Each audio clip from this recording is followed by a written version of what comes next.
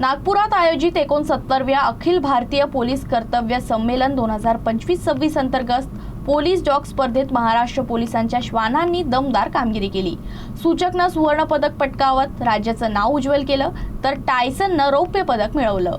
कडवी स्पर्धा असतानाही महाराष्ट्र पोलिसांचा श्वान सूचकनं उत्कृष्ट कामगिरी करत सुवर्ण पदक पटकावलं, तर टायसननेही दमदार प्रदर्शन करत रौप्य पदक मिळवलं। सूचकचा हँडलर हवालदार सचिन कुमार भोसले आणि टायसनचा हँडलर पोलीस सिपाही दत्तात्रय चव्हाण यांचा हा कामगिरीबद्दल सन्मान करण्यात आला। ही स्पर्धा केवळ पोलीस डॉग्सच्या क्षमतेचे प्रदर्शन करत नाही, तर आधुनिक तंत्रज्ञान आणि विविध पोलीस युनिट्स मधील समन्वय वाढवण्याचे एक महत्त्वाचे व्यासपीठ देखील आहे। नागपुरात होत असलेला हा उपक्रम पोलीस दलाच्या कार्यक्षमतेला नवी दिशा देत असून देशभरात तांत्रिक प्रगती आणि समन्वय अधिक मजबूत करण्यास मदत करत आहे। नागपुरातील हिंगणा रोडवरील राज्य राखीव पोलीस बल गट क्रमांक 4 च्या मैदानावर आयोजित या स्पर्धेत देशभरातून आलेल्या 144 पोलीस डॉग्सनी सहभाग घेतला।